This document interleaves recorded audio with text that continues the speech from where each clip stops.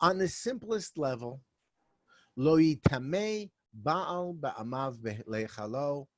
If you know nothing else about the halacha, if all you have before you is the pasuk, Baal means the husband, lo yitamei, he may not become a tmei mate for his wife.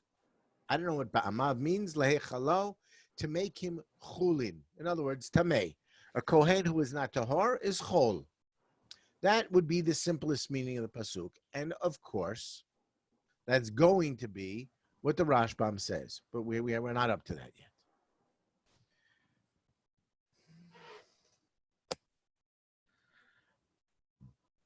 What the Gemara says, and there are a number of Gemarot, but here's the simplest one. We go up to psukim. Ki im l'she'ero ha'karov elav. She'ero seems to mean relatives. The etymology is unclear. Ramban seems to be implying that it's something like basar, his flesh, his family. She'ero means his family. If we go to last week's Parsha, it sort of creates a problem. Ish el kol she'er b'saro lo tikruvu legalot erva. We need to avoid having sexual content of any kind with our relatives. And then we have the list of all the forbidden relationships. And that's what it seems to mean in that pasuk. The problem is, if she'ero in this pasuk means his wife, which is what the Gemara is telling us here, ki im l'she'ero ha'karov elav v'amar mar she'ero ze ishto. Okay, to his absolutely closest relative is his wife. Ki im l'she'ero ha'karov elav. In other words, yes, he can be mitameh for his wife and his mother and his father and his son and his daughter and his brother. It creates a huge problem for the pasuk in last week's parsha. Ishish el kol she'er b'saro lo tikruvu legavot erva. He has to also distance himself from his wife.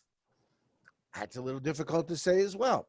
So the word she'ero in this pasuk, which the Gemara in Yevamot wants to use as proof that this is how we know that he can become tmei mate for his wife, on a pshat level, it's a little difficult. And if this clause means his wife, what does this pasuk mean? Says the Gemara, Lo yitamei ba'al b'amav lehechalo, yesh ba'al shemetameh ve'yesh ba'al she'en metameh. Ha-ketzad, metamehu li'ishto ha'kshera, ve'eno metameh li'ishto psula. Lo yitamei ba'al b'amav,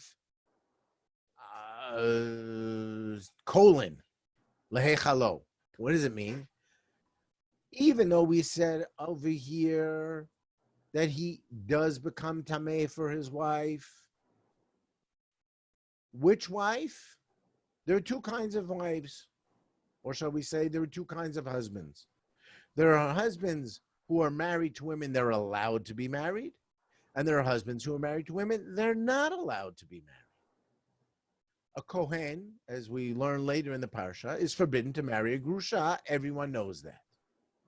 So the divorced woman can't marry a kohen. But if he does marry a grusha, it makes him a halal. He is a suspended kohen. He's still a kohen in terms of he's forbidden to become tameh. But he is a suspended kohen.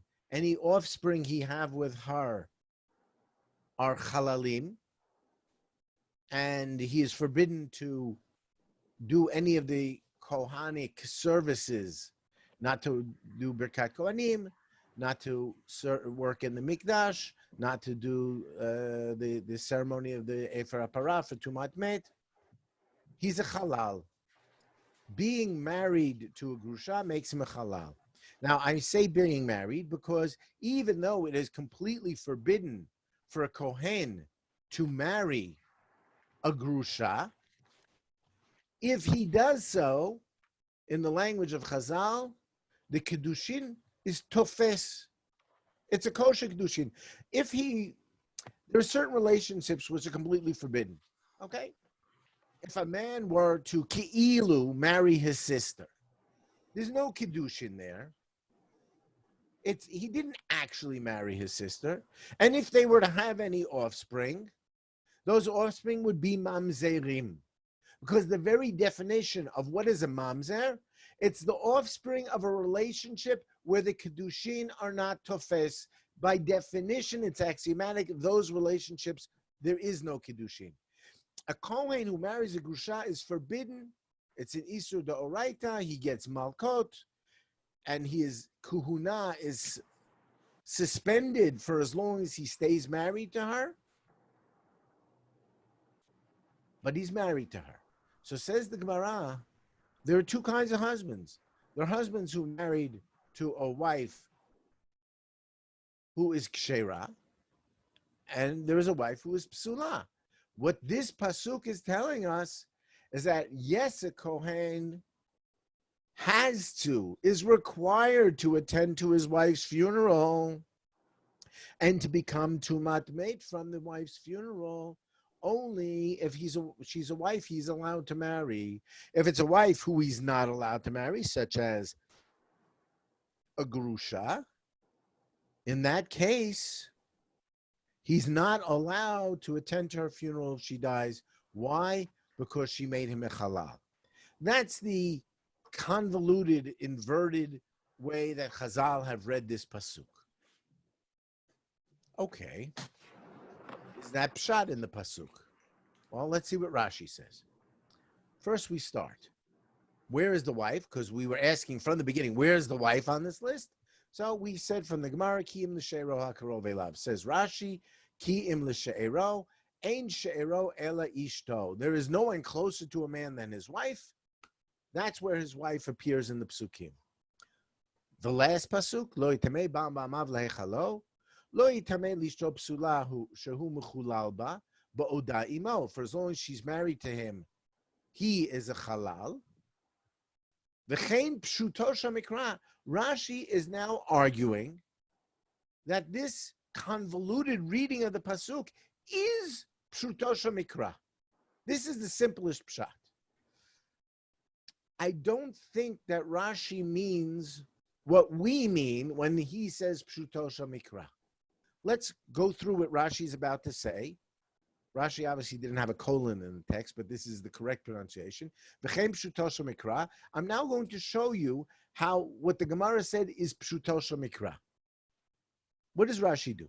Lo yitamei bal b'she'ero ba'od shehu b'toch hamav sheyesh la kovrin she'ein meit mitzvah uve'ezeh she'er amarti b'oto shehu leichalo litchalel hu miknunato. Rashi is basically paraphrasing the Gemara that we saw above. And what Rashi is doing, how does Rashi construe this as pshat?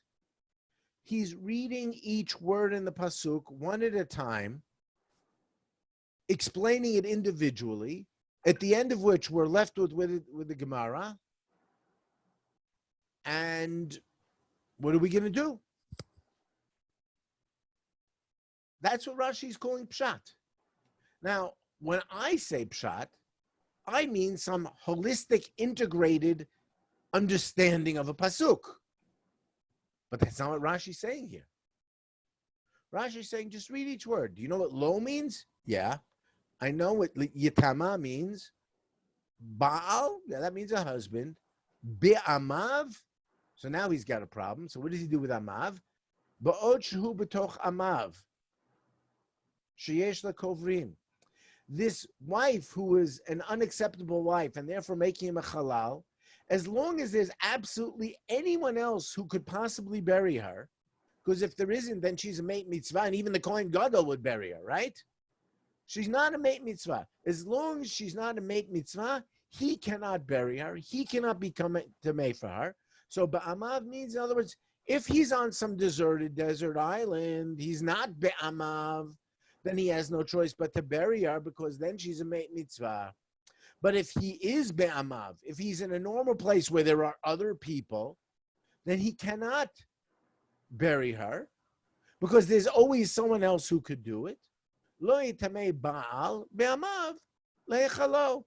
The echalo refers to the wife who makes him a pasul kohen, even though she's technically his wife. That's how Rashi reads pshat. That's what he calls pshuto shel mikra. It's difficult because it's not really pshuto shel mikra. Now, I just want to demonstrate how difficult these psukim are, if we haven't figured it out by now. I'm going to show you the chizkuni. Chizkuni is generally an aggregator. He brings occasionally his own ideas, but more often than not, he's anthologizing from the poskim that came before him. Okay, so here's the chizkuni. I don't expect you to read it. I'm not going to try to read it myself. The print's too small. I did that on purpose. The chizkuni's got a lot of words here on these two psukim. And why does he have a lot of words? Because he copied out the Medrash Halacha. I don't recall anywhere else where he does this. Rather than even attempt to explain on a pshat level what these psukim means, he just takes the Medrash Halacha and copies it out practically verbatim. It's an amazing thing. In other words, you want to know what the pasuk means, look what Chazal do to it. What are the Chazal doing here in the Medrash Halacha? For example, they ask, why do I need Imo va'aviv? Can't I just say Aviv and I'll know Imo? Can't it say Imo and I'll know Aviv? Can't it say Bno and I'll know Bito? Can't it say Bito and I'll know Bno? And the Medrash Halacha gives a drasha on practically every single word. That what do we learn from this? What do I learn from that? All sorts of details that, for example, that the person being buried has to be whole as opposed to missing significant body parts, and because he has to bury his whole father, right? And therefore, by extension, all of the other relatives, and all sorts of details that you'd never guess are actually here in the pasuk. That the brother and the sister, they have to be a brother from the father, at least. If they're only half brothers from the mother's side, he's not mitameh. All sorts of intricate details that Chazal derive from these four psukim. So the Chizkuni, he just throws up his hand. He makes absolutely no attempt to engage in pshat, and he copies out the Medrash Halach. Okay, so we have a problem. Ibn Ezra senses our problem.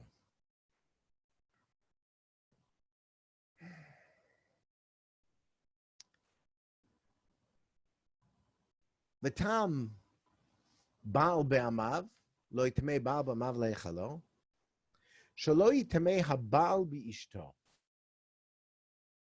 That's the halacha. No, it's not. We said he can, he must.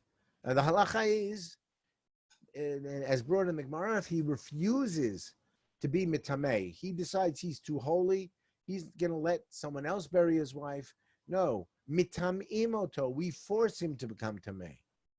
So Ibn Ezra is suggesting that the actual tam, that tam, in other words, pshat, the meaning of Baba Mab, shelo yitamei Baal v'ishto, v'chasher ra'inu, shehetiku rabotenu, ki yitamei li'ishto,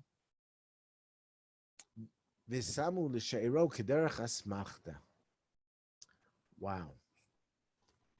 There are other versions of this Ibn Ezra where he says, Hayiti Omer, I would have said, were it not for the fact that the Gemara says that it means in the other pasuk that he is mitameh for his wife, I would have thought, Shelo yitameh haBaal bi'ishto.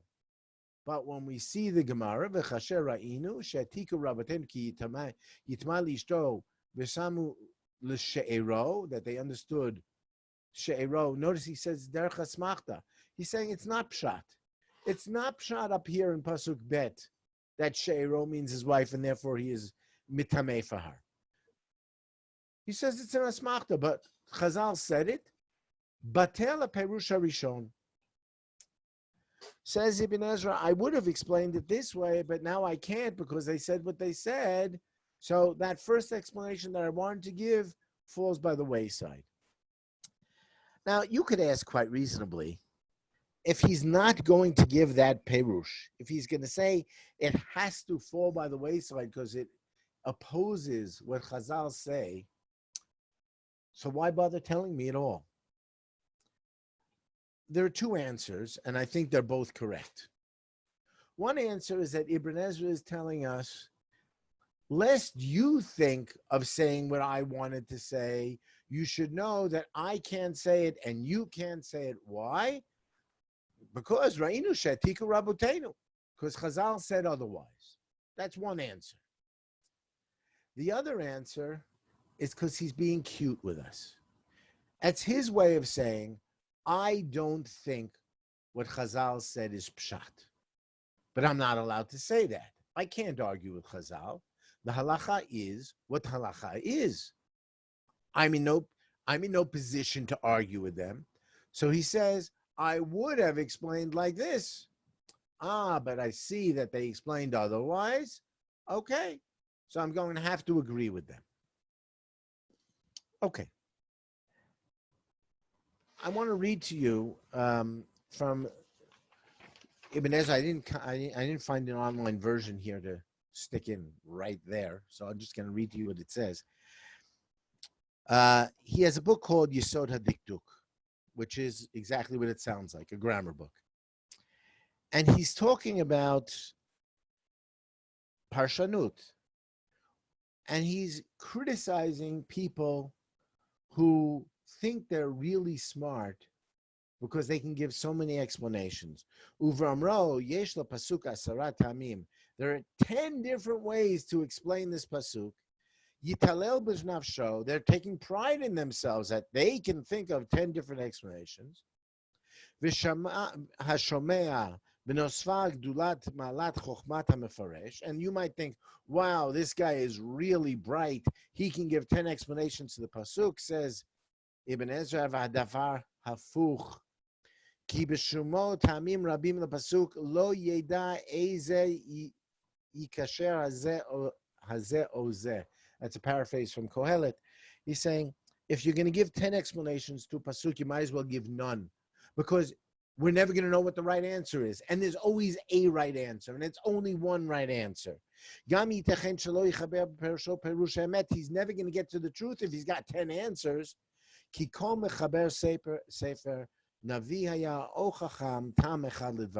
he's truly wise or he's truly a prophet, he knows, in other words, someone who really knows the truth knows that there's one answer and he knows to give the one answer. So Ibn Ezra is stuck. He wants to say pshat, but he can't say pshat. Okay, so let's quote that pasuk again. Let's start the parsha from the beginning, and we're going to go to the Rashbam, because Rashbam is going to give us pshat no matter what. Rashbam is going to give us pshat even it is completely in opposition to halacha, because that's what Rashbam does. So we start with the opening pasuk.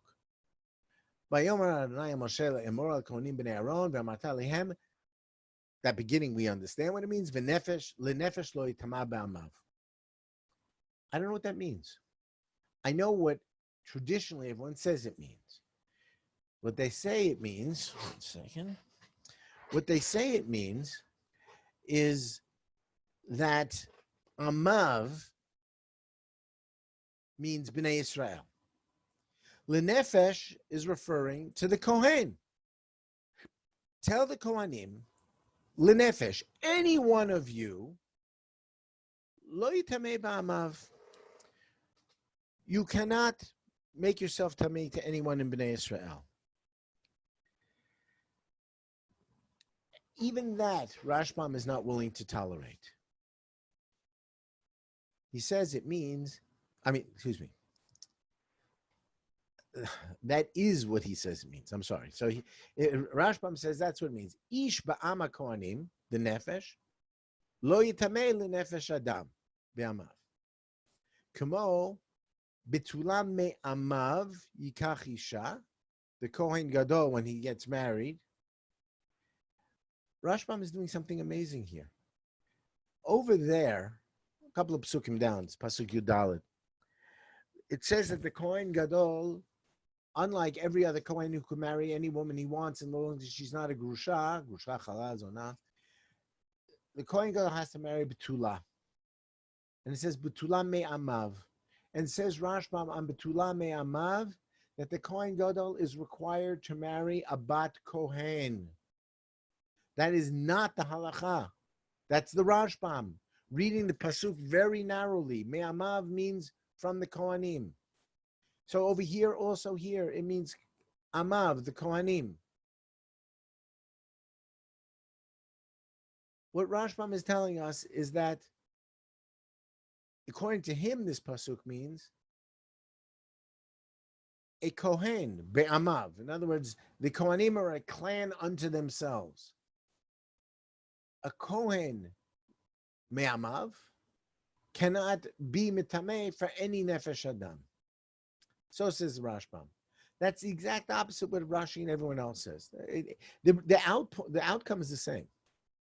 But he's reading the pasuk exactly reversed from Rashi and everyone else. And he's adding what he says in pasuk Yudalid, that a Kohen Gadol is required to marry a Bat Kohen, which is not normative halacha, but he reads the pasuk to mean that, and he's not backing down. Aval, ilu haya katuv le'amav, not be'amav over here, be'amav, but it says le'amav. Ilu haya katuv le'amav haya mashma lo yitamei la'amav, to the other Jews. Like Rashi says, no, k'mo shekatuv lenefesh lo yitama, la'achiv v'lochato lo yitama lahem, v'lo namar bahem. But here it says be'amav. And then we have this really enigmatic finish. Gam yesh lefaresh b'nefesh hanimtza be'amav lo yitama. It looks here like Rashbam is offering a second explanation that's identical to Rashi's, identical to what everyone says. Gam yesh lefaresh b'nefesh hanimtza be'amav lo yitama. If there's, it doesn't matter.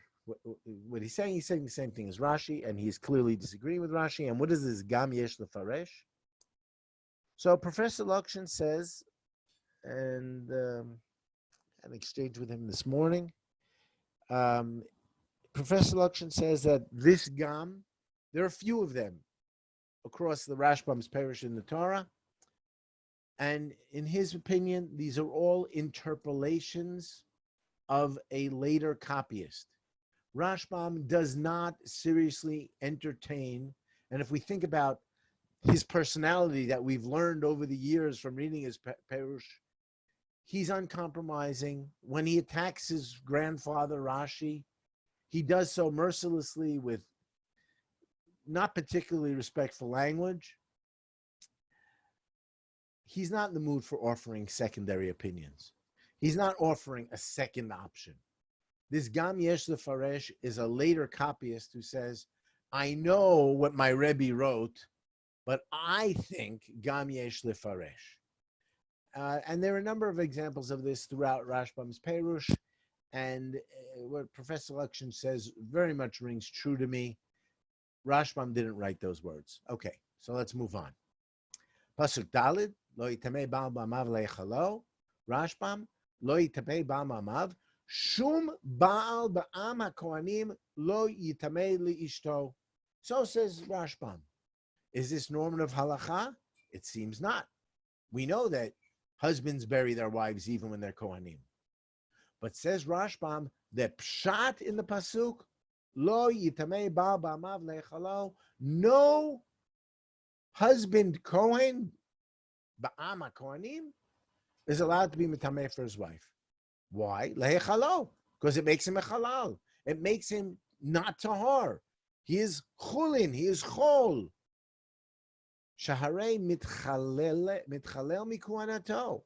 When a kohen is tamei met, he is suspended. He is profaned from his kuhuna. And until such time as he goes through the process of the tahara with the paraduma, then he's a halal. And then he adds, I don't know where these parentheses came from. I just pulled it off the internet.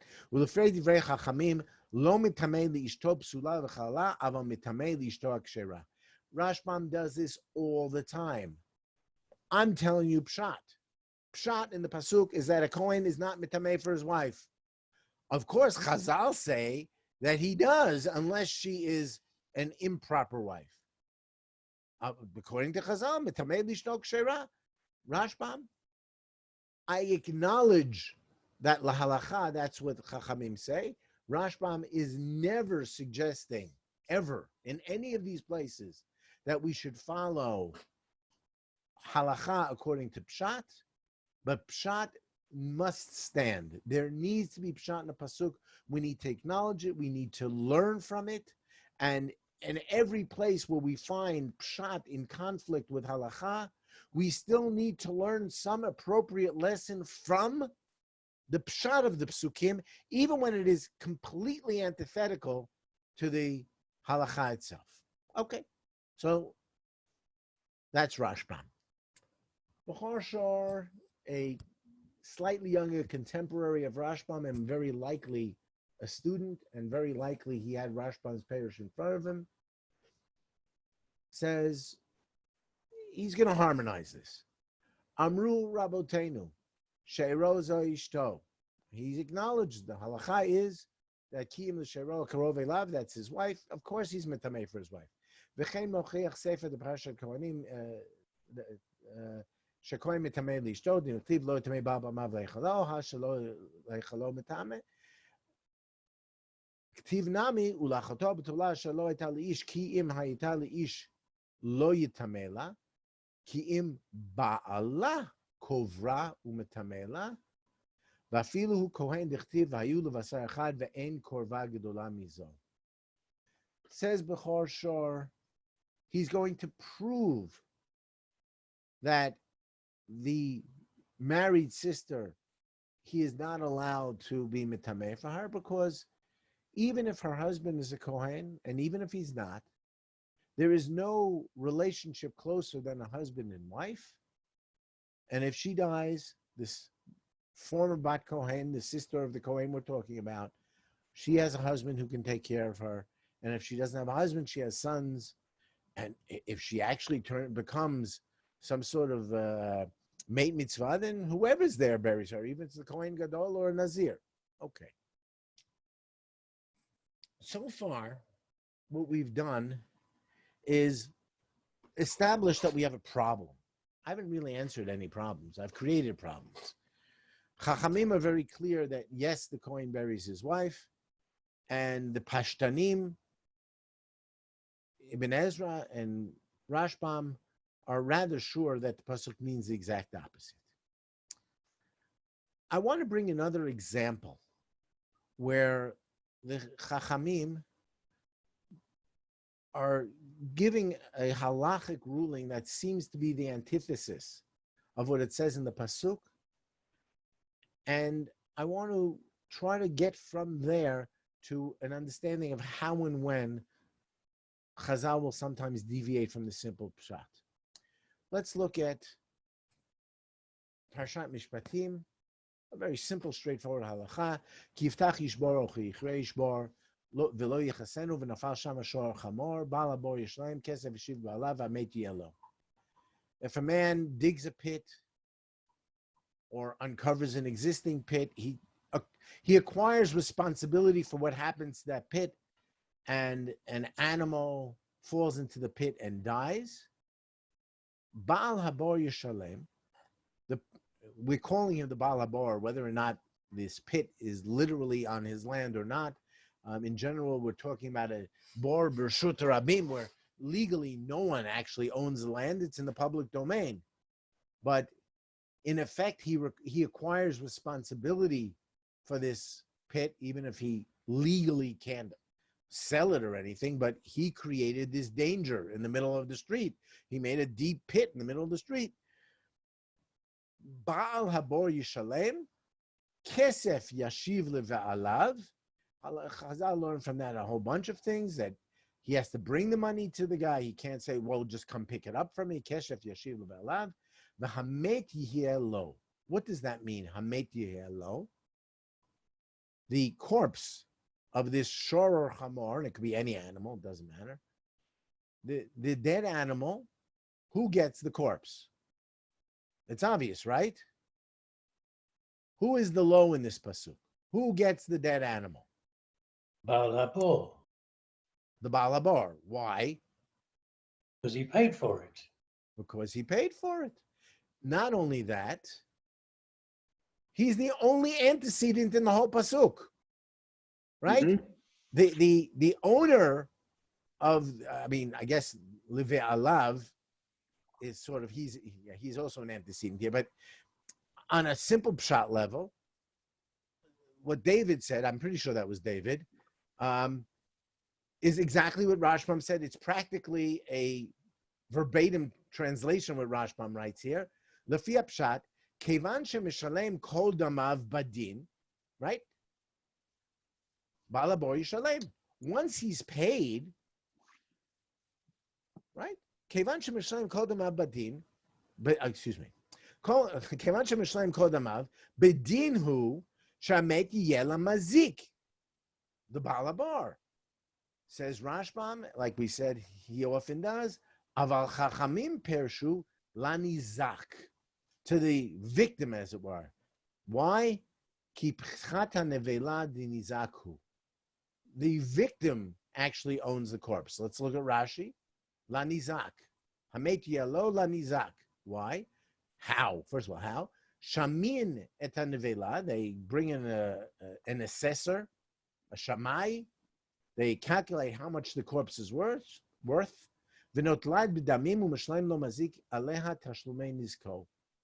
Let's just, to make the math easy, let's say the animal was worth 1,000 while it was alive. It falls in the pit. Now it's worth 500. So the Balabar pays 500 shekels cash. We'll see in a minute that it's not cash, but he pays 500 shekels. And the original owner of the animal takes this 500 shekel corpse as the rest of his payment. It doesn't sound right. It doesn't sound fair. And it certainly doesn't sound like Pshat in the Pasuk. Vamet yelo, on a simple understanding, clearly refers to the Baal Habor. And as Rashbam says, that's Pshat. Aval Chachamim Pershu. He's not denying that that's what Chachamim say. Aval Chachamim Pershu. Okay, I want to give 3 suggestions, shall we say, on my own. I don't know. I think they're my own. I can't even be sure if that's true either. But I think they're my own. I want to give 3 explanations of why Chazal did what they did and how they justified did what they did. First of all, on a practical level, let's say this incident occurs in the street in front of your house. There's a big pit. Some animal walks by, falls into the pit and dies. The owner of the animal says, who made this pit? And Reuven says, I did. And Shimon says, well, you owe me for my animal. And Reuven says, maybe I do, maybe I don't. When we go to Beit Din, and let's assume that Beit Din's in session, and I don't know when Beit Din is next in session, you're going to claim that I'm responsible, and I got to tell you, I'm going to say I'm not. Why am I not responsible? Because I'm going to claim that that pit is not 10 tfachim deep. If it's not 10 tfachim deep, it doesn't count as a pit. And Shimon, the Nizak, looks at the pit and says, of course it's 10 tfachim deep. He says, no, I think it's only 9. I'm using the measurements of Chazon Ish. It's only 9. Or for whatever excuse he's going to give, he's going to claim that Shimon pushed the animal into the pit. He'll claim that he's not the one who uncovered the pit, or he's going to claim he's not the one who dug the pit, or he's going to claim it's not 10 amot deep. He's going to claim all sorts of things. He's going to claim the animal was dying anyway. There are all sorts of claims he theoretically could make to get off the hook of owing Shimon for the damage. So Ruvain says to Shimon, you want to take me to Beit Din, take me to Beit Din, but let me give you some good advice. You take that corpse and get what you can for it right here and right now, and don't wait for Beit Din because you may not win this case. So part of this is to encourage the victim to make the best of it and get whatever value he can right now because he might not win the case. That's explanation number one. Again, I'm taking full responsibility for this. I haven't seen this anywhere. The second explanation, I think, is logical based on halacha. The Baal Habor, the guy who dug this pit, did not go and kill the animal. He made a pit. He made a bor b'rshut rabim. He's not allowed to do it. He didn't have permission to do it. He didn't put up safety rails. He didn't do anything. He made a bor b'rshut rabim, and that's not acceptable. Everyone agrees he's responsible. But can we agree that his responsibility is passive? He didn't kill the animal.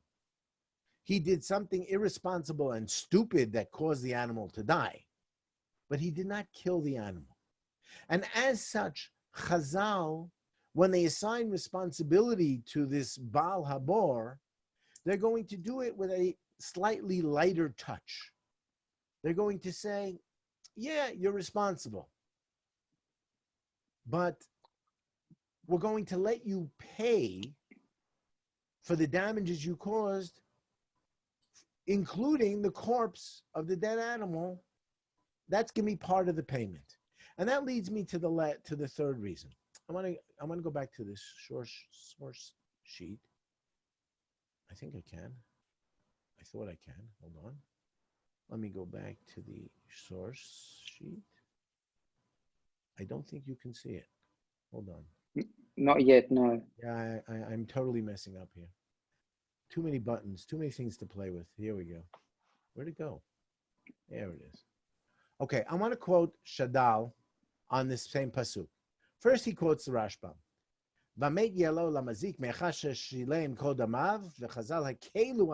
Notice his language. Chazal hekelu ala mazik.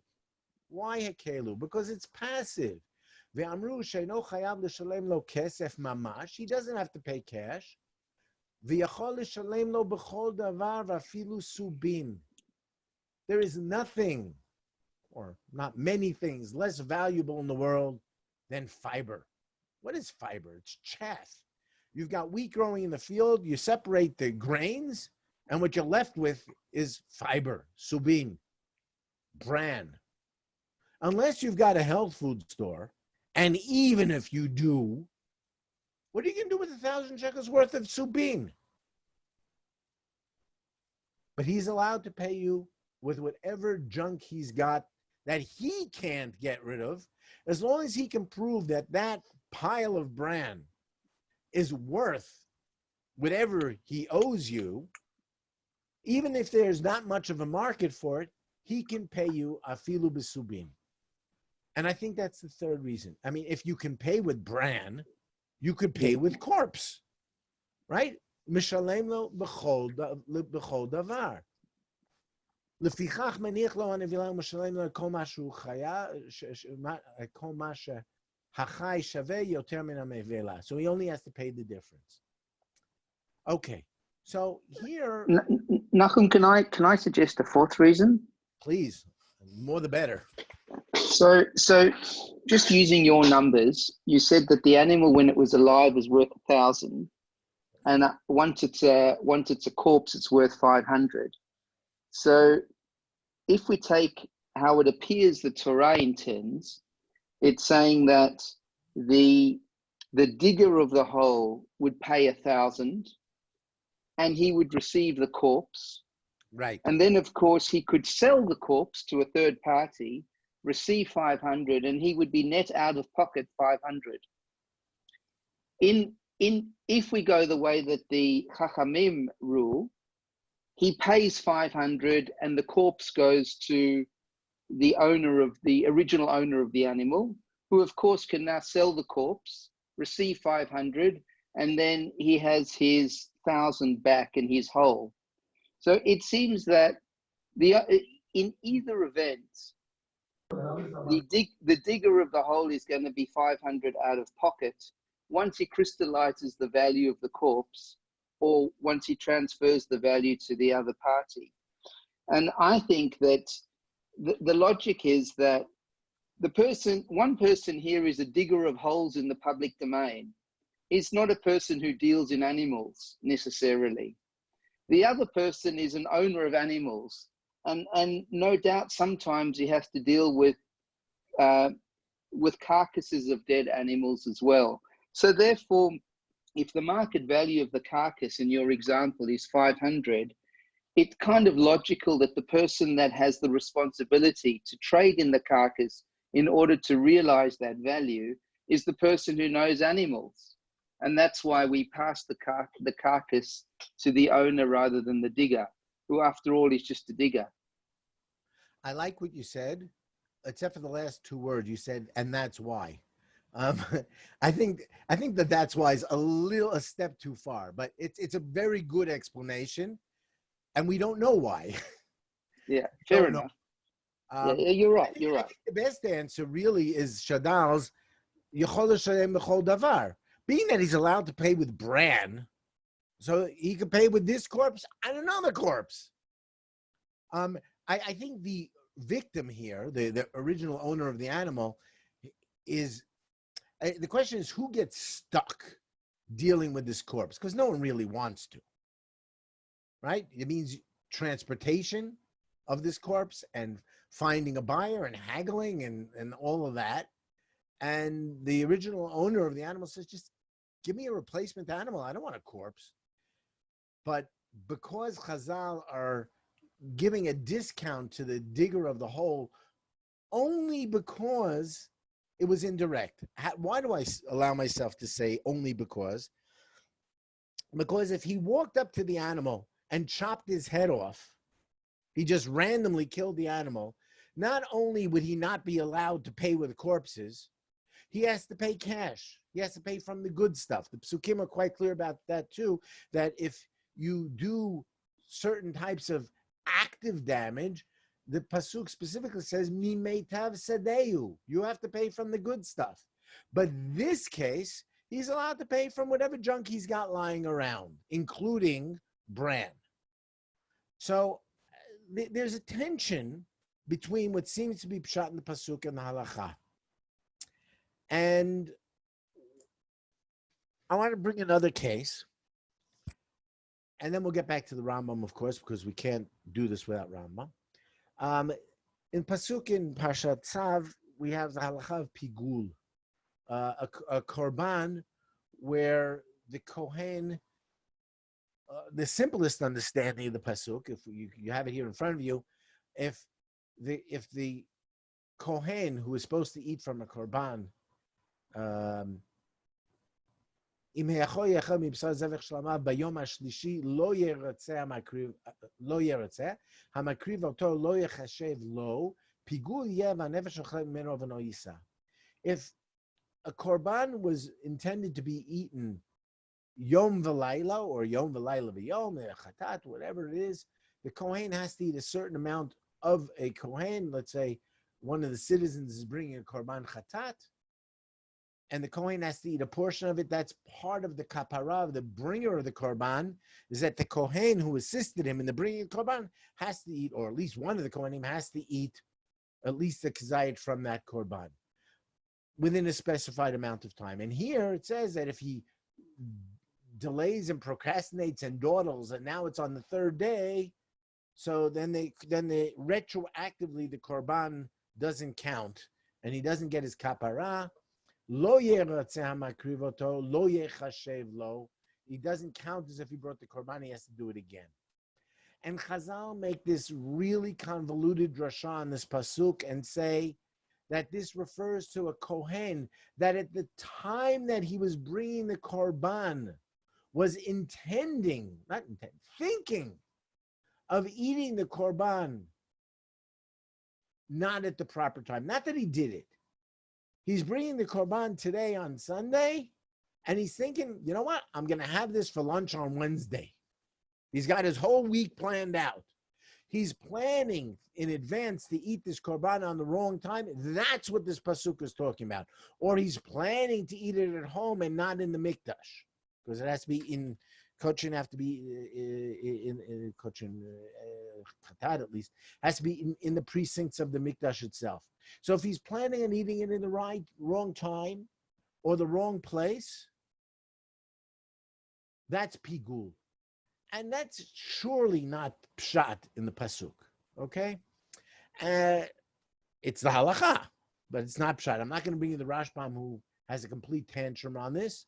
It's not relevant. The Shadal agrees, and he has all the little print is his working it out, and he's having trouble figuring it out. And then he says, "Achrei kama shanim haiti tamea al Chazal." I just didn't understand what they're saying. Lama akru akatol vazem pshuto. That's a quote from the Rashbam. Rashbam is saying they completely uprooted this pasuk from its pshat. Hayom, and he tells us it was Purim. Zachiti l'havin ma ra'u al kacha, which of course is a paraphrase from the Megillah itself, because why not? Uv'chol makom shenatu chazal mipshat haktuvim. Every place. Now this is a grand unified field theory. Call the physicists. Any place where Chazal deviate from the pshat, kishe'en hadavar dat yachid, we're not talking about where just a crazy one person's idea, but where Chazal, when they're giving psak, the accepted psak deviates from pshat, aval hu davar muskam b'chol cholek, b'li cholek, eino ta'ut sheta'u, it's certainly not a mistake. I don't think even Rashbam suggests it's a mistake. He just says they're not following pshat. Aval hu takan. Listen to what he says. Aval hu takana shetiknu lefi tzorach hadorot. Chazal are legislating. They're looking at the pshat of the pasuk and saying, yes, we acknowledge the pshat, but we need to do something else. And then he says something amazing. We need to think about the time and place where he lives.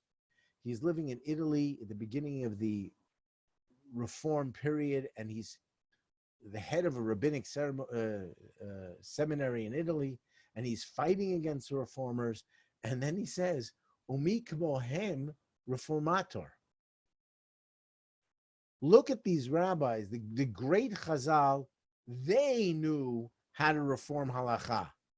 As opposed to these idiots who have to deal with on a daily basis. Chazal, tikunei amayu b'chokhma muka u'v'yirat Hashem u'v'avat adam, as opposed to my friends, lo lahanat atzmam o l'chvodam v'lo limtzochein b'nei basar v'dam.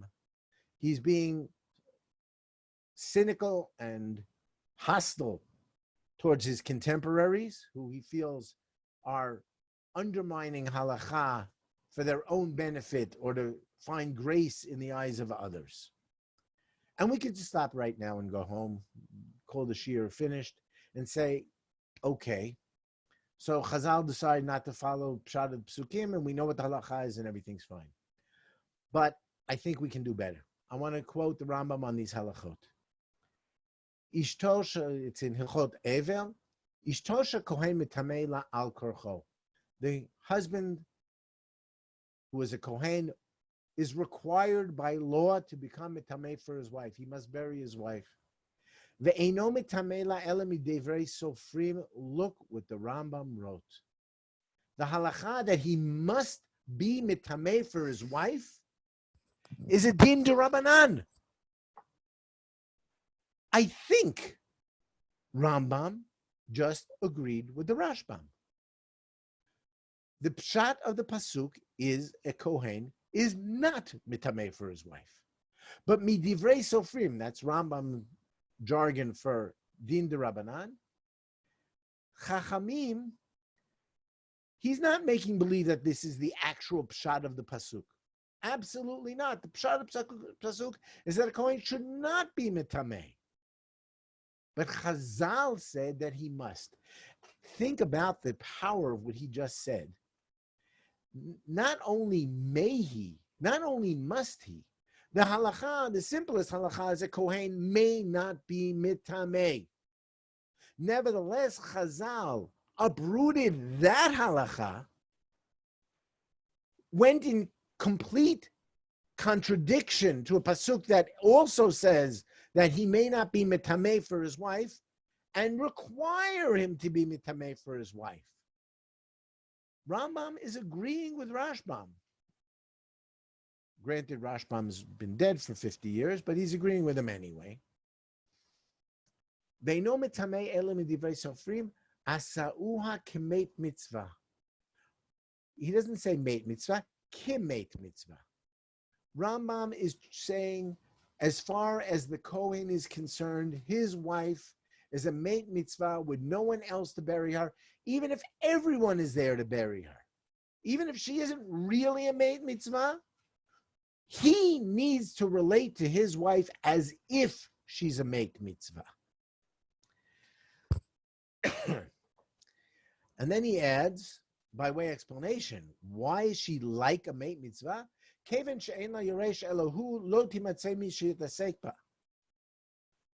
Whoa. Because he's the only heir, so he has to treat her like a mate mitzvah. And if he's not the only heir, what if she has parents? What if she has children? Nevertheless, it's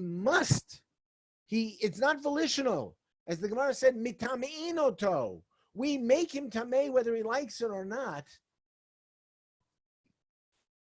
But we say we treat her as if for him, she's a mitzvah. Why? So Rav Rabinovich in the Yad Pshuta, took me a while to find it. He writes, what does it mean? Asaua k'meit mitzvah. He made her, Chachamim made her like she's a meit mitzvah. So what he teaches us here is that let's agree that there are circumstances where she is a meit mitzvah for him, where he really is her only heir. Just to give an example, but it doesn't really matter. He marries a young lady who does not have parents or siblings. They do not yet have children, and she dies. She really is a meit mitzvah for him. There is no one else to bury her. So obviously, in that case, he has to bury her. What the Rambam is telling us is that it is intolerable to have a situation where some Kohanim bury their wives and some Kohanim don't bury their wives. The very thought that a Kohen would not bury his wife is so abhorrent that Chazal made a midivrei sofrim. They set aside two clear psukim. One, that a Kohen cannot become tamei meit, except for people on the list, and she's not on the list. And then there's a separate pasuk that specifically says, Lo yitamei ba'al mav leichalo. Nevertheless, Chazal decreed, midivrei sofrim, set aside two clear psukim, set aside the din d'oraita, a Kohen must bury his wife. So I think that at some level, Rambam is agreeing with Rashbam. Pshat in the pasuk, lo yitamei ba'al mav leichalo, a man does not bury his wife. Okay, excuse me, a Kohen man does not bury his wife. Thank you. Come along, Chazal, and say, not only may he bury his wife, he must bury his wife, even if he doesn't want to. I'm finished. I don't want to continue. I am not going to get into sociological speculation as to why, at least not on this parsha, on why the halacha has changed from Parshat Emor in the desert at the foot of Har Sinai, and 1,000 years later, 1,300 years later, when Chazal codified that a Kohen man must bury his wife. I'll leave that for you to do at your own free time and enjoy your speculations. I'm satisfied saying that Chazal found it abhorrent, the very idea that a man, even if he's a Kohen, would not bury his wife. Okay, Sally says I have to allow questions. And you guys want to go eat, right? Right. No, they're not silenced. Okay, they are. Mark, release them. I think they can release themselves. Okay. Okay, I think they want to go eat. No question, just a square. Thank you, David. So this was Yeah. very nice. I'd like to come back again. Please Well, invite me. we're done for tonight.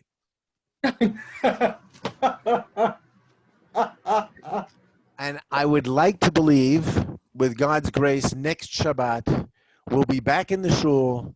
Fred's making faces. I agree. It's probably not going to happen. But I would like to believe, by the grace of God, by next Shabbat, we'll all be back in the shul between Mincha and Marav and do it there. But between me and you, I don't think it's going to happen. Maybe I'll one be more happy to week. come back. Okay. Yeah, Mark runs the shul. What does Mark say? No, I don't run the show. God forbid. But no, I was going to say I think it's going with 2 weeks. I think it's one more Shabbos like this is my guess. Okay, but I'm leaning next week anyway. I'm sort of stuck on that. So okay, fine. And All there right, might thank well you. be people who don't come to shul even if shul is open. Yeah, I know it's So a I'm problem. hoping that it will still be zoomed for the benefit of those who don't. Well, we'll have to find ourselves a Shabbos guy.